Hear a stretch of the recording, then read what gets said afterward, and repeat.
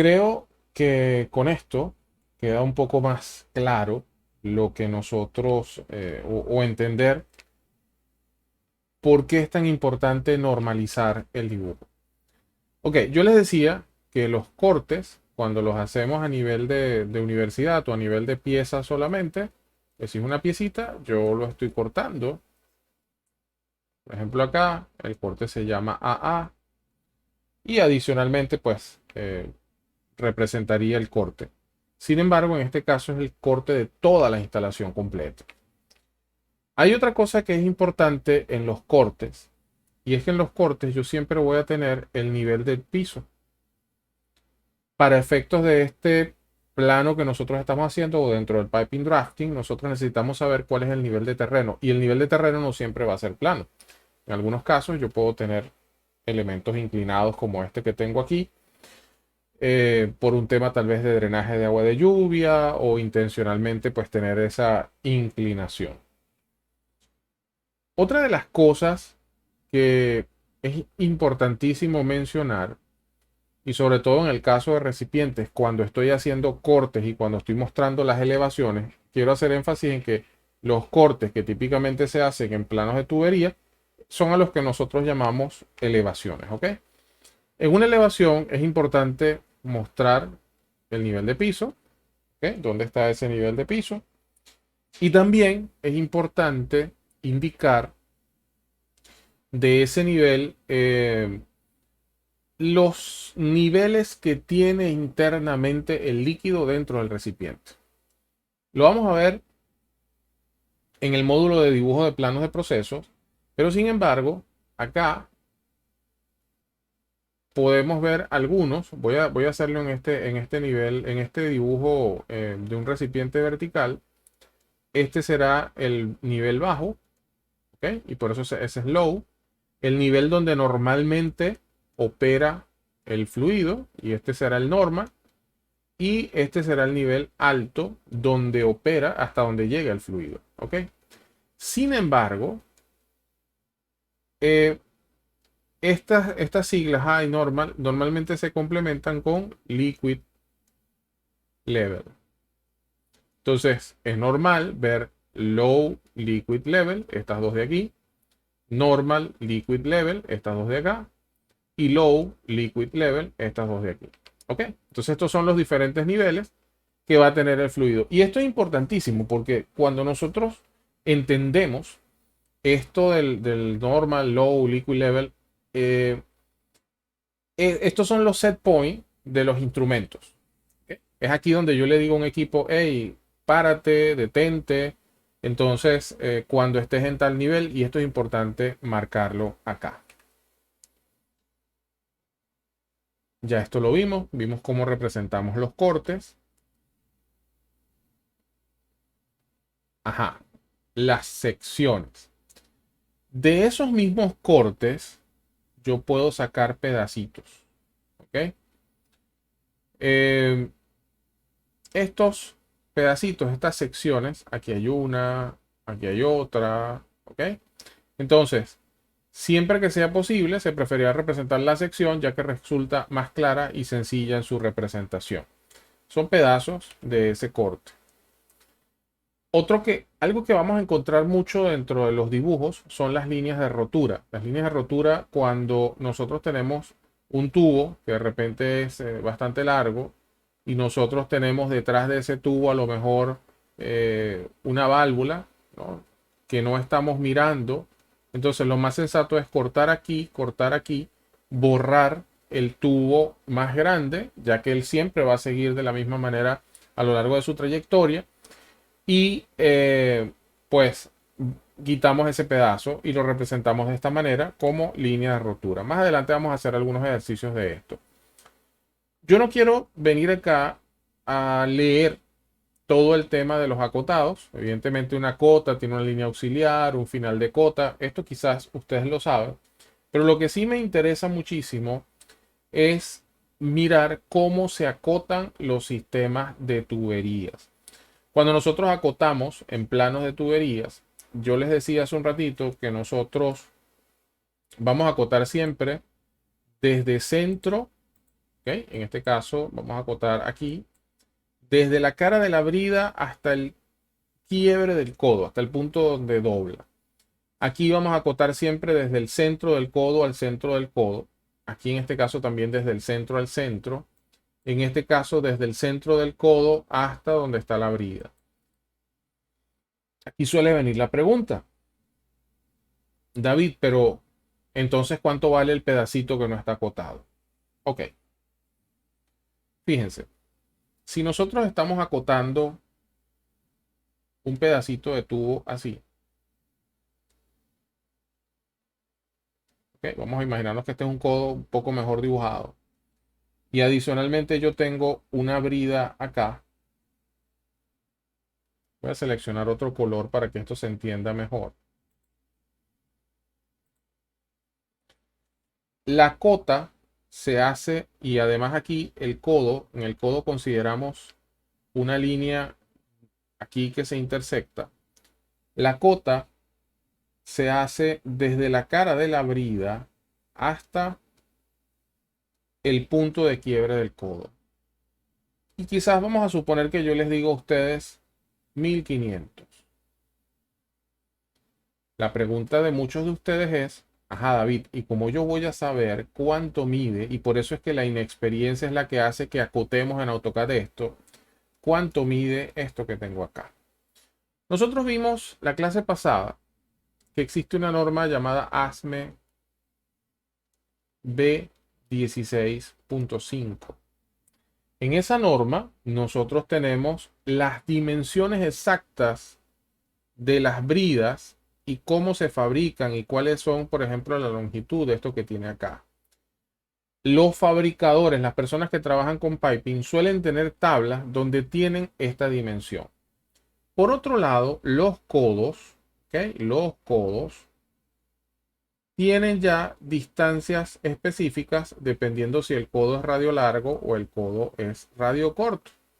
Un codo radio largo tiene como radio de curvatura 1.5 veces el nominal pipe size.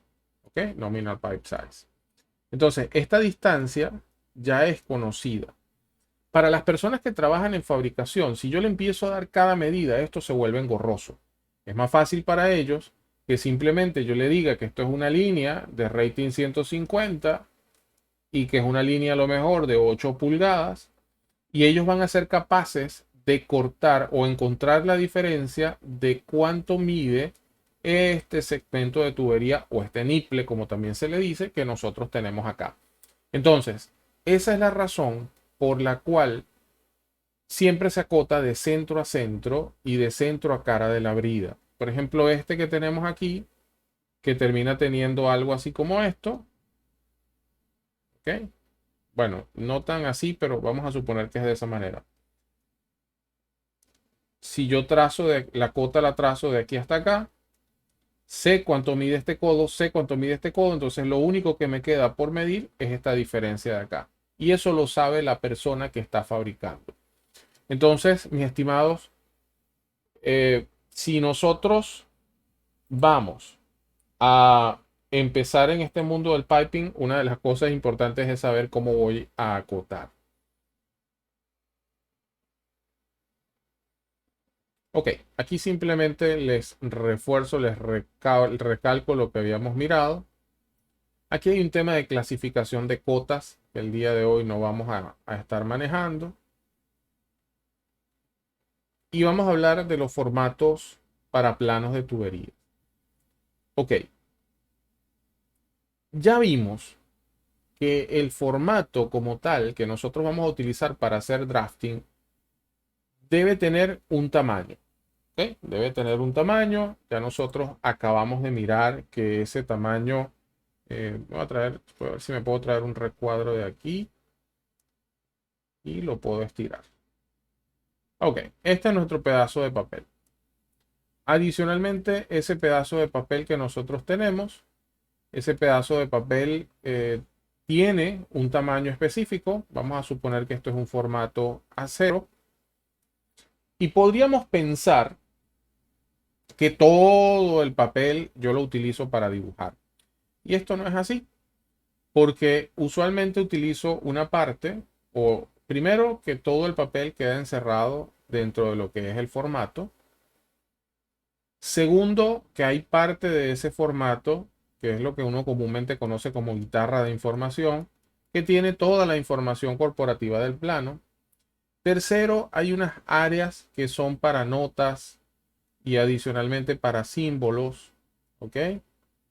Y por otro lado, de todo ese papel, de todo ese formato, nosotros venimos aprovechando solamente una parte, y esta parte que yo estoy sombreando aquí en amarillo es lo que se conoce como área efectiva de dibujo. ¿Ok? Esa área efectiva de dibujo es un valor importantísimo cuando nosotros vamos a estimar planos de ingeniería. Y ya vamos a ver más adelante por qué. Esto es lo que nos dice a nosotros cuántos planos se van a vender dentro de un proyecto. Bien, vamos entonces a continuar por acá con la presentación, pero ya nos llevamos esta idea previamente.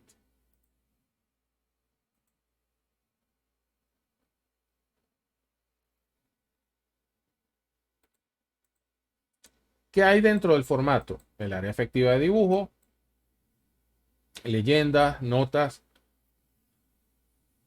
logo del cliente, logo de la empresa que elabora el plano, responsable de las revisiones, hitos de medición o control de revisiones. Y aquí también aparece un concepto que vamos a discutir en un momentito.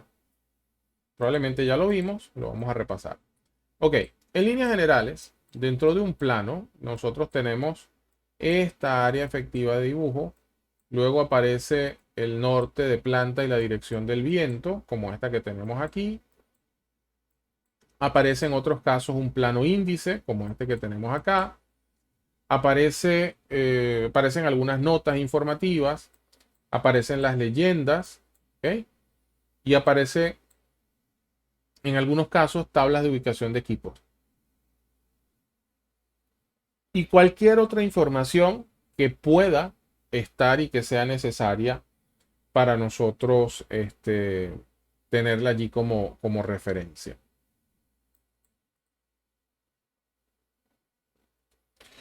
Cuando nosotros tenemos planos isométricos, como este que está aquí, también existe una distribución típica dentro del plano. El área efectiva del dibujo, como se ve acá, es esta. También existe un norte de planta que se representa ligeramente o bastante diferente. Aquí no se coloca la dirección del viento, sino solamente hacia donde apunta el norte. Este es el plano isométrico per se. Un plano isométrico siempre lleva todo lo que son la lista de materiales. Está todo lo que tiene que ver con la leyenda, las notas adicionalmente, el título, el nombre del proyecto y la empresa acá que contrata el plano. Esto en este formato específico que tenemos aquí. Estos son algunos ejemplos, ¿ok? Ustedes sin problemas, igualmente yo les voy a pasar esta presentación. No se las he pasado, pero vamos a hacerlo para que la tengan de una vez. Y aquí quiero detenerme un poco. Quiero detenerme en el caso de los hitos de medición. Probablemente ya lo he mencionado en otras oportunidades, pero voy a recalcar porque me interesa reforzar algunas cosas. Yo siempre hago énfasis en que ingeniería, y creo que todos ustedes van a estar de acuerdo conmigo, en que ingeniería y construcción son dos mundos. ¿Ok? Son dos mundos completamente diferentes, son mundos con experiencias en algunos casos diferentes. Entonces, suele pasar que el producto, el plano como tal, nace aquí, en ingeniería. Y adicionalmente, ese plano llega a una empresa de construcción. Pero al pasar al mundo de construcción, se hacen unas revisiones diferentes al de ingeniería. Ahora, el plano de ingeniería evidentemente también fue sometido a diferentes revisiones. Esas revisiones son las que típicamente vemos que se llaman 0, 1, 2 o en algunos casos A, B, 0. ¿Ok? Son las diferentes etapas por las cuales fue pasando ese plano para poder llegar a un momento y decir, este plano está listo para emitirlo y para nosotros pasarlo a la empresa de construcción. Cuando este plano, que ahora le voy a cambiar el color, lo voy a llevar a blanco, cuando este plano llega a la empresa de construcción, la persona que supervisa esto, típicamente, cuando le da una mirada, ya su enfoque no es solamente de los cálculos, las dimensiones, las letras, el formato, sino que esta persona está pensando en otros elementos, como por ejemplo el izamiento, está pensando también en el transporte, esta persona está pensando tal vez quizás en la cantidad, en los andamios, ¿ok? Entonces aquí esta persona pide, en algunos casos, hacer modificaciones para poder construir eso que dijo la persona de ingeniería que se tenía que construir. Aquí lo que sí estamos seguros es que los cálculos son los correctos, las dimensiones son las correctas y probablemente la ubicación de soporte son correctas y todo lo que está allí. Pero donde podríamos tener debilidad es en todo lo que tiene que ver con fabricación y con montaje. Por eso es que aquí, si esto es AB0, a veces encontramos que aquí aparece una revisión 1, 2, 3, porque también se discute en construcción cuál es la estrategia de montaje que se va a utilizar. Si bien es cierto, decimos 0, 1, 2, 1, 2, 3 y pareciera que aquí listo, el plano queda perfecto. Pero hay una tercera etapa, lo voy a poner por aquí abajo, que son lo que se conocen como planos as-built.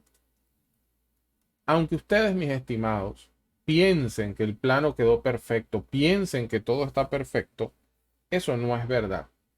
Porque cuando empezamos a construir, nos podemos encontrar, por ejemplo, con un tubo que choca con otro, nos podemos encontrar a lo mejor con un pedazo de concreto que estaba embutido dentro de la tierra y no sabíamos que eso estaba ahí y entonces nos toca hacer algo así. Nos podemos encontrar con que el nivel de terreno que yo estimé no es igual, sino que es un poco más alto, entonces me toca subir los soportes un poquito más. Puede pasar cualquier cosa. O incluso alguno que no sea por irregularidad, sino que simplemente pues determinamos que sería una mejora modificar algo. Entonces, esos cambios que se hacen dentro de ese contexto, que además deben ser soportados por una instrucción de sitio, ¿ok? Yo no puedo simplemente tomar un plano de estos y cambiarlo, ¿ok? Para nosotros hacer este cambio, evidentemente tiene que haber un consenso entre todas las partes interesadas. Pero después que se hicieron esos cambios, el plano final, como queda la obra realmente, es lo que se conoce como el plano as-built. Entonces fíjense que el plano pasa como tres etapas: la ingeniería, la construcción y el as-built. Es muy común, y sobre todo estoy viendo que ahorita es muy común en Venezuela, los contratos para realizar planos as-built, porque se han hecho obras de construcción que han quedado inconclusas o que la ingeniería o que se construyó con la ingeniería y no se hizo el debido levantamiento en construcción. Entonces la solución es ahora generar los planos as-built. Eso es lo que yo trato de decirles en esta lámina que tienen ustedes acá, donde cuáles son las etapas que normalmente pasa un plano. De la A a la 0 podríamos hablar de una etapa de ingeniería y de la 1 a la 3 podríamos hablar de una etapa de construcción. Construcción revisa, aprueba y luego esa misma constructora suele generar los planos as-built. Aquí lo que estoy es repitiendo nuevamente el tamaño de los formatos de los planos. Volvemos otra vez con el tema de los... eh, fíjense acá los tamaños, aquí están todos. Voy a aprovechar de pasarles esto ahorita para que lo tengan. No tienen que pensar mucho. Y aquí está el dibujo que les mostré hace un ratito. Ajá. Voy a pasarles esto para que no se me olvide de una vez.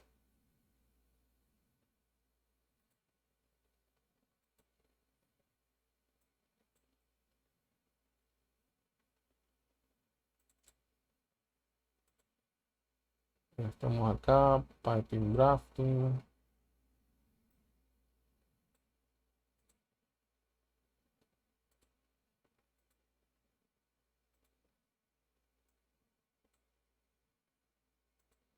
Ok, chicos, ya les pasé esta presentación, ya la tienen.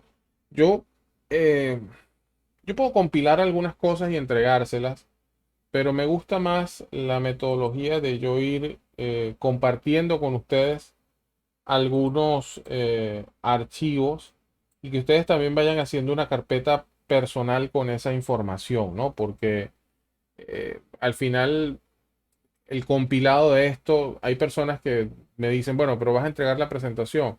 Y yo sí la entrego porque siento que al final no es más que una compilación de cosas que he ido encontrando a lo largo del tiempo y siento que trato es de enriquecerla con la experiencia que uno puede haber tenido e incluso con la experiencia de ustedes como estudiantes que muchas veces hacen algunas acotaciones adicionales. Ajá, las vistas. Esto para nosotros es vital dentro de esta formación.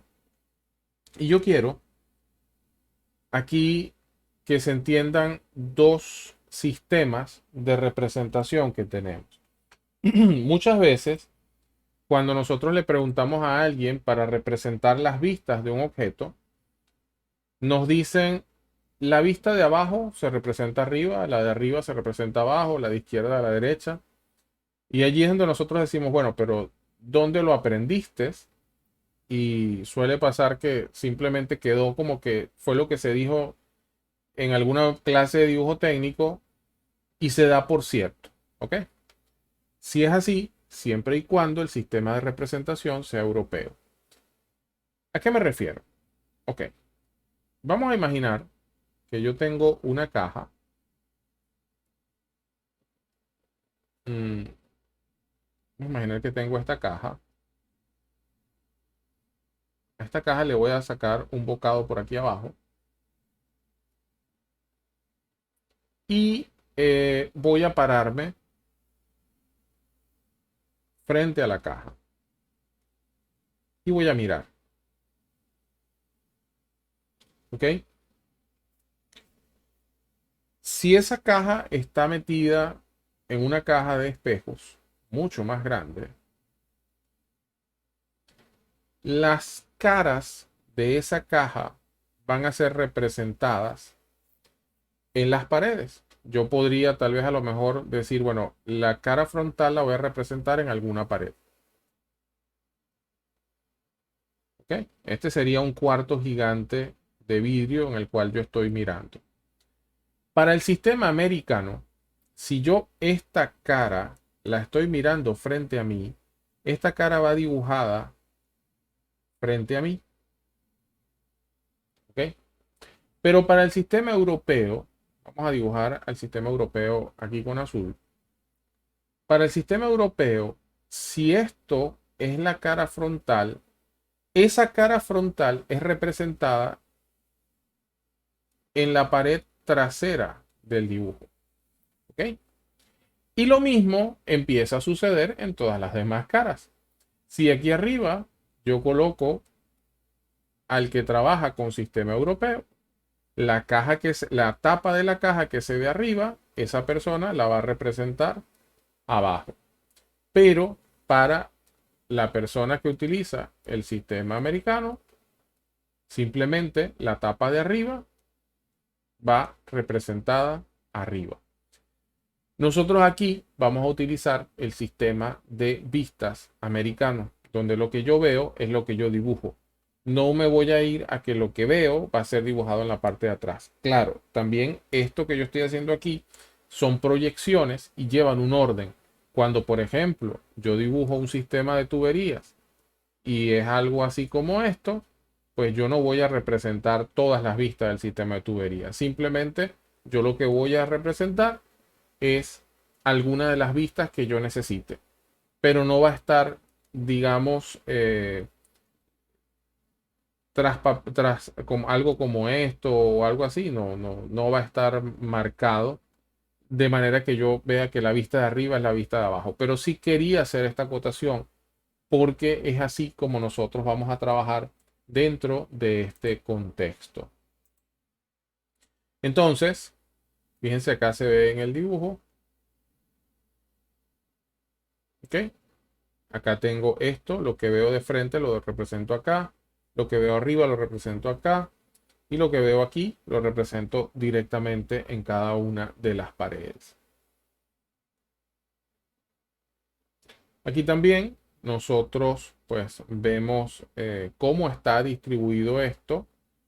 Evidentemente pues tengo la referencia con respecto a la cuadrícula que estoy haciendo aquí, y esa cuadrícula me muestra que la cara de frente, el alzado, es este que tengo acá. El perfil izquierdo es este que está aquí. Fíjense que este sí me lo representa al revés. El perfil izquierdo me lo representa a la derecha y el perfil de arriba me lo representa aquí abajo. ¿Ok? Esto vistas en un sistema europeo de una pieza en perspectiva isométrica.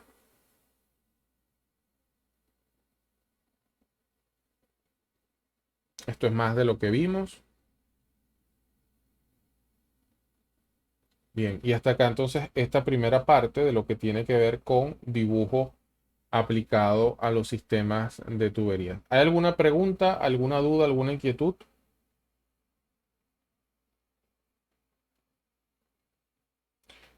Ok,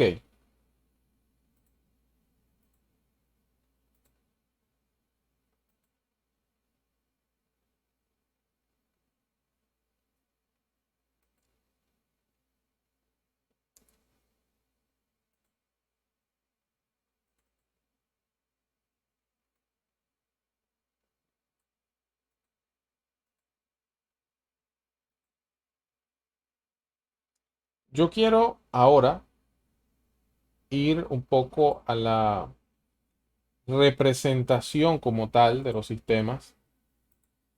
Vamos a hacer una parte de esto.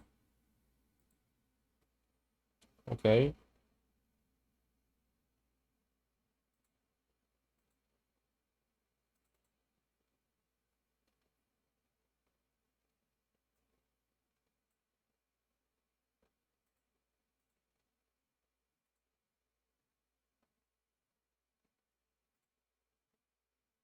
Vamos con este módulo. Vamos a iniciar con este módulo que se llama proyecciones. No sé si hoy pues vamos a ver solamente hasta los codos de 90 grados. Y en función de eso vamos a sacar algunas conclusiones. Bien, lo primero que debo entender es que aquí hay proyecciones que son de tipo ortogonal, proyecciones, pues que evidentemente cuando hablo de una proyección ortogonal, imaginemos acá una lámpara. Esa lámpara genera un haz de luz aquí y eso genera una sombra en la parte de abajo, y esa es la línea proyectada, ¿ok? La línea P, Q. Eh, lo mismo vamos a hacer nosotros para dibujar sistemas de tuberías. Para dibujar esos sistemas, nosotros, a diferencia de lo que hacíamos hace un ratito, de parar a la persona allí en un solo sitio y que en ese cuarto de espejo se proyectaran las vistas en las paredes, nosotros aquí vamos a imaginarnos que giramos alrededor de la pieza, ¿ok? Y la pieza que vamos a tomar de referencia el día de hoy va a ser este codo que tengo acá, con este par de niples que estamos considerando aquí. Cada observador, cada persona, tiene un punto de vista diferente. De hecho, incluso hasta en la vida es así. Cada persona ve las cosas de una forma diferente, porque probablemente, aunque estén en la misma situación, están parados en diferentes lados de la pieza. ¿Ok?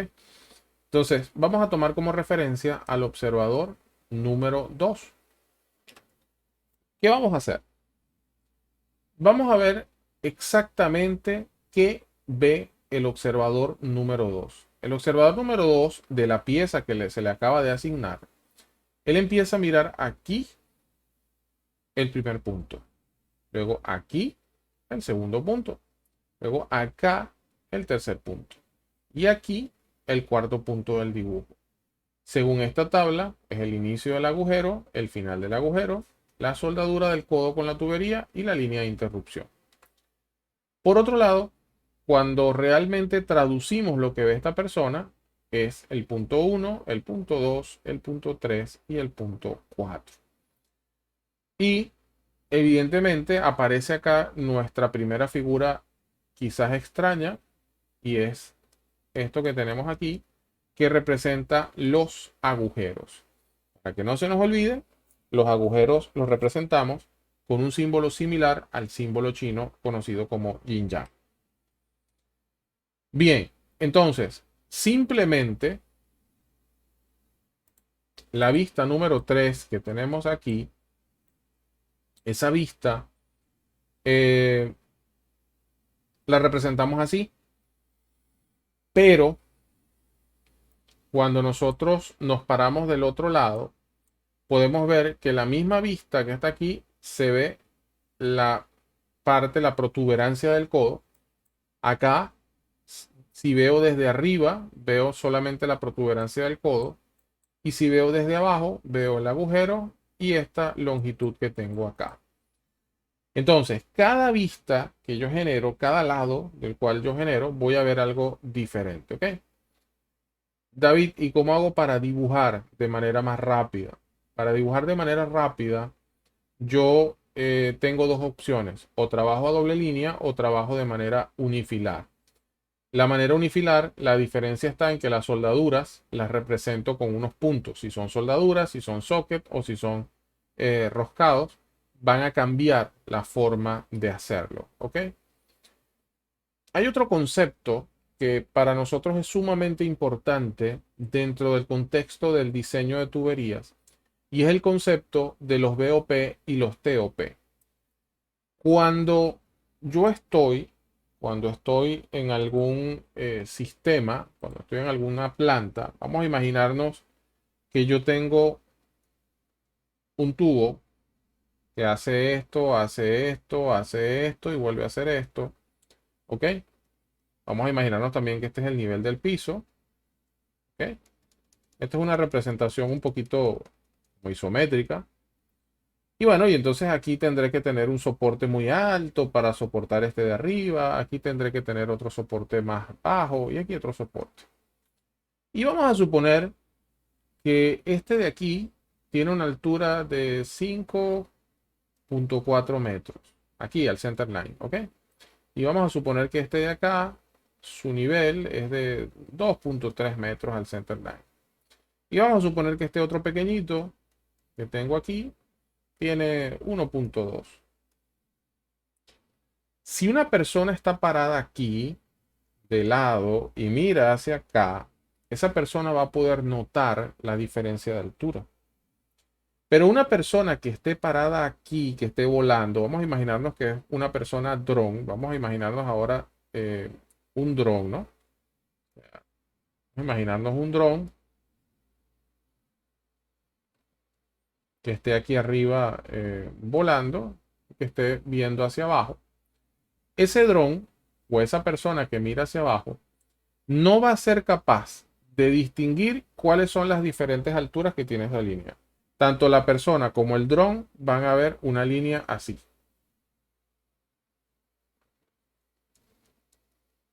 ¿Ok? Esto es lo que ven la persona y el dron.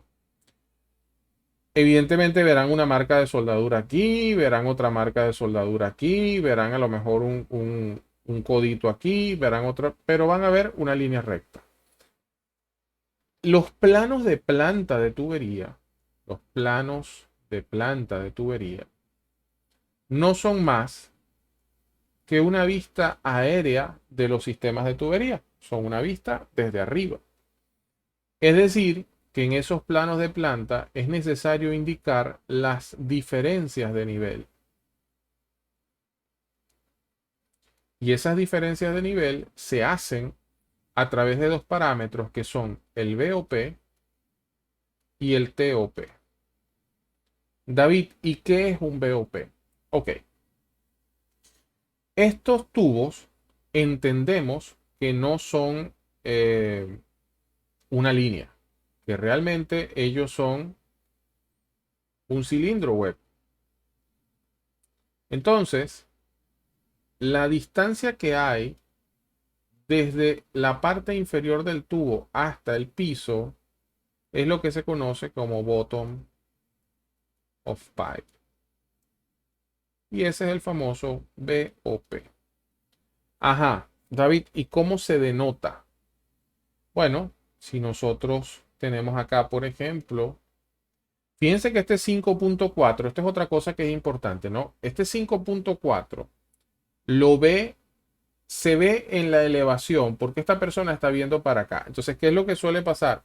Que nosotros referenciamos el piso como 0,0, ¿ok? O más 0,0. Bueno, el 0 no tiene símbolo. Lo que esté por debajo del 0 es negativo y por encima del 0 es positivo. Eh, Esta persona que está aquí tiene 0,0 y tiene 5.4. Pero para yo calcular, vamos a suponer que este tubo, este pedacito lo llamo AB. Vamos a suponer que es este AB. Y yo sé que la altura que tiene este tubo aquí es de 5.4 metros, basado en esto que está acá. Entonces, la pregunta es, ¿qué voy a poner? ¿BOP 5.4? No. Se coloca BOP más, en este caso es 5.4 menos el radio del tubo. Voy a representar 5.4 menos el radio. Porque lo que yo voy a colocar aquí en el BOP es la distancia del piso hasta acá, no al center line de la tubería. ¿Okay? Cuidado con eso de que estemos representando un BOP al center line. Eso no va así. Ok, David, ¿y por qué? ¿Por qué?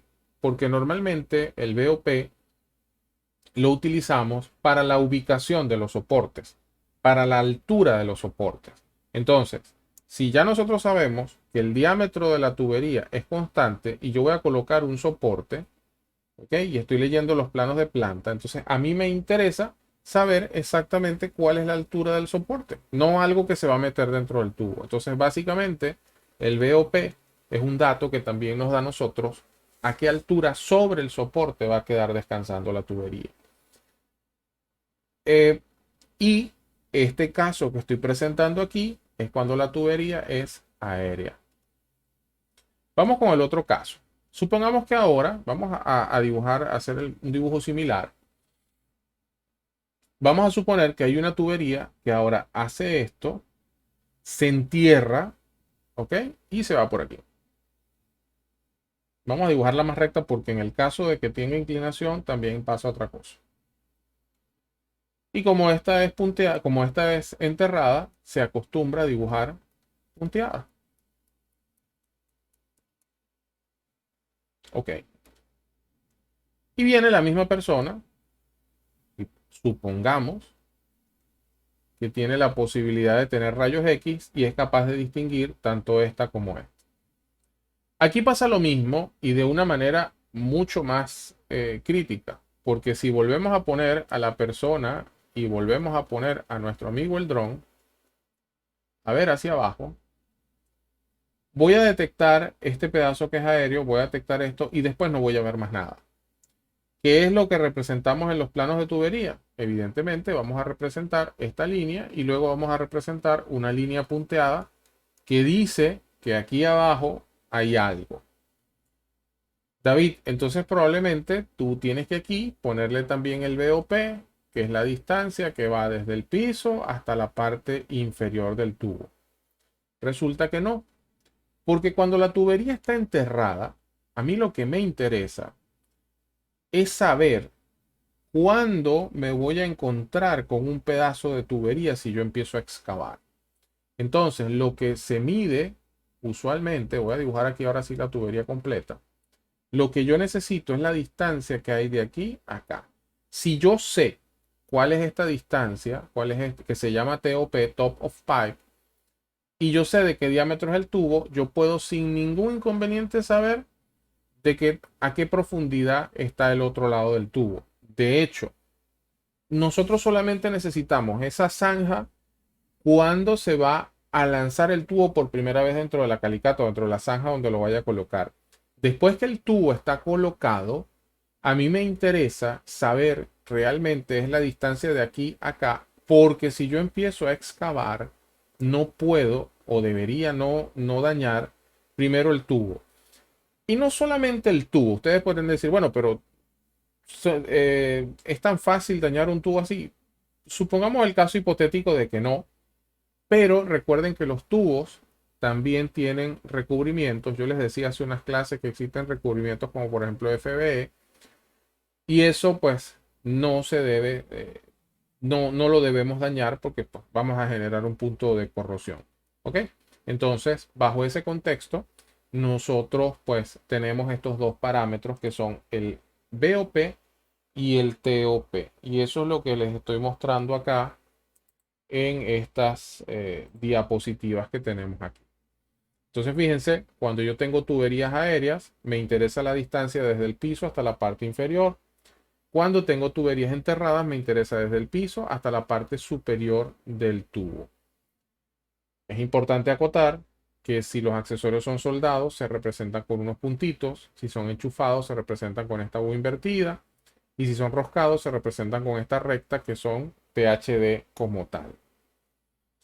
En resumen, ya con esto, para cerrar esto acá el día de hoy, eh, para nosotros tener o para representar codos de 90 grados, pues vamos a dibujar exactamente lo que veamos si estamos hablando de doble línea o en el caso de que sea unifilar, nosotros vamos a representar el center line y vamos a colocar los puntos como esto que tenemos acá.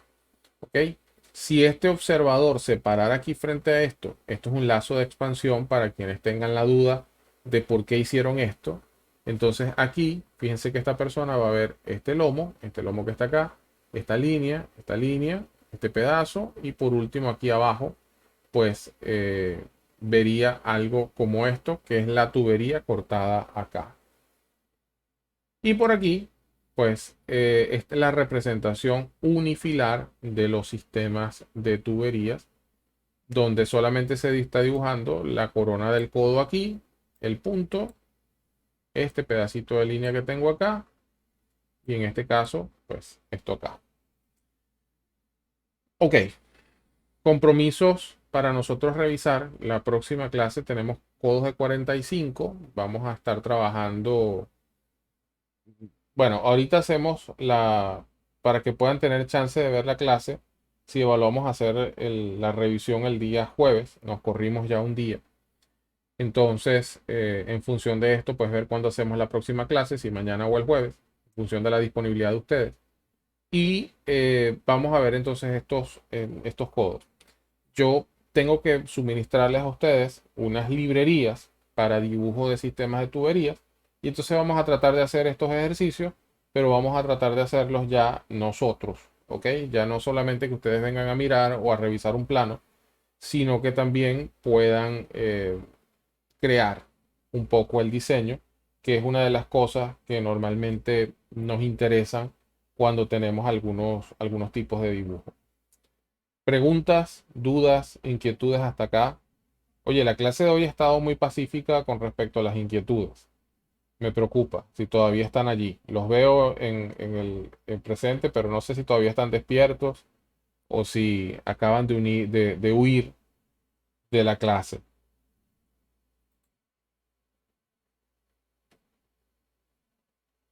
Perfecto, Noredis. Genial. Bueno, entonces voy a cortar acá el día de hoy para no saturar más la clase y cerrar con un punto específico. En resumen, el día de hoy nos concentramos básicamente en por qué es importante las normas de dibujo cuando voy a dibujar, en qué se dibuja y qué no se dibuja, algunas recomendaciones para acotar, algunas recomendaciones de los formatos, tamaños de formatos, recomendaciones de cuándo se usan algunos tamaños de formato, el área, cómo está distribuida dentro del dibujo.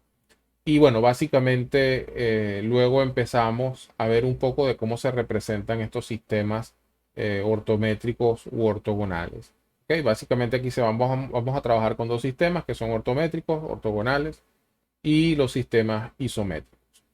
Hasta el día de hoy pues me despido y si no existen preguntas pues nos vemos como siempre deseándoles feliz noche y lo mejor para todos ustedes.